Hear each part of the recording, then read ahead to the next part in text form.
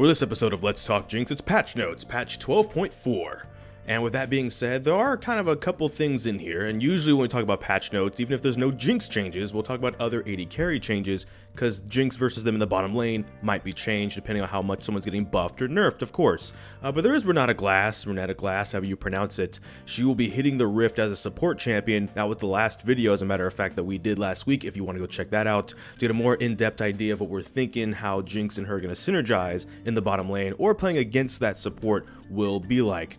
But that does mean we're not going to go over every champion. Like we said, we kind of just did this last week, so you can kind of look at that video. We don't need to talk about Aatrox. Yes, it's Aatrox, by the way. If you're too young to know about the Key and Pill substitute teacher sketch, that's not my problem. It is Aatrox. There you go. Amumu, not really a support change, but like Ashe, for example. So Ashe, the R arrow speed has been increased. The missile speed, basically, of it is being increased, which means if you ever played, any kind of champion in League that fires a projectile, it goes at a certain distance. Sometimes that gets nerfed or buffed depending on how slow or fast it feels. So the damage on it's not really going anywhere, but it does mean once Ashe hits level 6 in that bot lane, she can kind of surprise and pop it out a bit more. Now remember, the one thing you want to remember about this thing is that it does more on its slow the further that it travels. So if she's using this point blank and it travels out fast, yeah, that might be a little bit annoying. You'll still get slowed for like at least a little bit, but it's not the same as if firing it cross map. And I think that's part of the reason why they want to be able to enable Ashe to probably make these cross map. It even says it right here if I actually just read. Ashe has been fairly out of the meta for a while now, so we're taking the opportunity to give the Frost Archer some more reliability, utility with those magic cross map ults. This is really a cross like map ultimate kind of a thing. Like you're Ashe and you fire this down the lane to try and help like another lane out during the laning phase, or late game to try and stun somebody up. So really all you have to do as Jinx against this is just what you always do, is just kind of be on the lookout for it. When you're playing against things like Ashe and Ezreal, and even if you're playing against Jinx, always look out for those cross map ultimates at all phases of the game. Like there's almost no excuse unless it really hides in the terrain very well. You should always be looking out for those coming, like you're fighting a Gangplank or something, you know what I mean? Blitzcrank, the base health regen is being reduced. We're lowering the robot's innate sustain so that he has to be a little more cautious in lane. So if you're playing with a Blitzcrank, this will be a problem, but if you're playing against a Blitzcrank, and this is the thing I always bring up with Jinx, when you're playing as hook champions, period, the hook has a cooldown if it's in laning phase, some of them as much as like 20 seconds. So if they walk up and they miss their hook, or they miss their engage tool, if they're a hard engage, more tankish support, punish them. Beat them up, use some autos, switch to rocket form, just lay into him with a couple rockets, kind of just punish him with some health because he missed that hook. And so with the base regen being lower too, that punishment is going to be felt a lot more because he's not even going to be able to regen that in like the 20 seconds between when the next hook is up. So just always be willing to do that, especially if you're a newer Jinx player. Always switch to the rocket, be in minigun form basically as much as you can, but switch to rocket form for moments like that. Oh, this Blitzcrank went to grab you, he missed. Just beat him up. What's he gonna do? Run at you and uppercut you? Your support's probably there by now if they weren't for some reason aware of what was trying to be going on, and they'll just help you out, and there you go.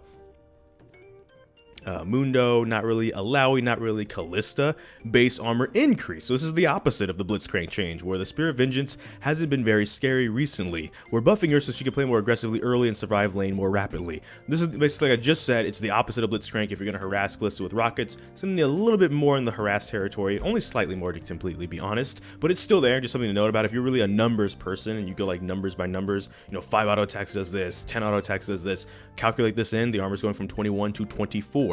So there you go, keep that in mind if you're playing against Callista as a Jinx. Probably not, depending on your elo, because this really is a duo kind of a champion with their ultimate and stuff like that, and a lot of people don't like those kind of champions depending on the elo you're in.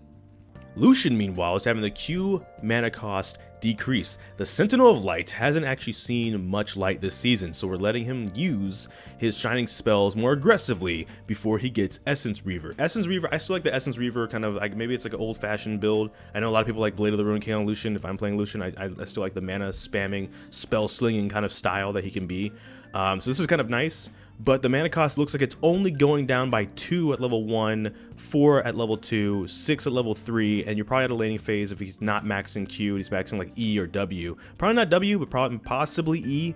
But just in case he's maxing this, he's going to gain 10 extra mana in the early game, basically is what this is for. So extra early harass. Not really, the cooldown's being reduced, no. So it's going to be the same amount, like if, pre-Essence Reaver, pre-6, whatever, when you play against Lucian, he gets off and tries to harass you with, say, like 6 Piercing Lights. It's still going to be 6 Piercing Lights. He's just going to have enough mana to maybe also, especially by that late level, do something else between getting, the Essence Reaver and just not having anything at all, which is kind of okay. I understand it. Like, Lucian is supposed to be an early game bully and stuff like that, and if he's not really bullying right now, what is he doing at all, period? So I understand this one, but with Jinx, one of the things is, especially because they haven't reverted that rocket form range buff, which is great, you can kind of always trade back. Even if you're standing in the minion wave and you're going to take damage anyways, swap to rockets and shoot him anyways, and just kind of trade damage for damage and try not let him basically kind of put his foot down and say, I'm the bully of this lane. And like, cool, I have a rocket launcher, and I'm sorry, I don't know a human alive that could just tank a rocket launcher. This isn't Danganronpa 2, alright? This isn't Nekomaru.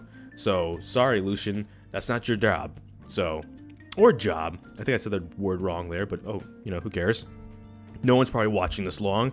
Average watch time is 20 seconds. Let's go. Nami, meanwhile, the E base damage is being reverted. So last patch, and they're saying it right here too, but if you remember the last patch, they kind of gave Nami a little bit of a buff.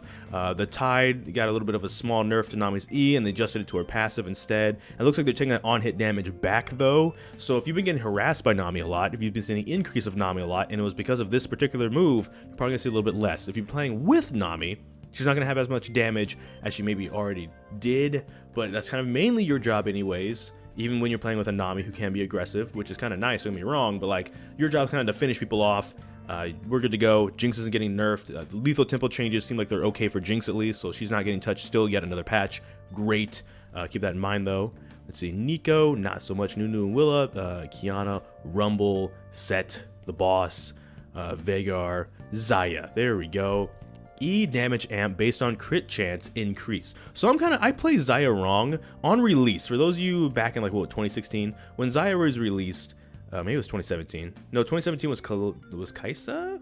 No, I don't. Okay, so I'm getting so old I don't remember anymore. Cool. Anyways, she had this build. It was like Runon's Hurricane, Black Cleaver, Infinity Edge, and it was disgusting because the Cleaver would work with her like abilities and cleave people, and you were critting them, and you were with the Runon's Hurricane. It was kind of gross. That's really an outdated build.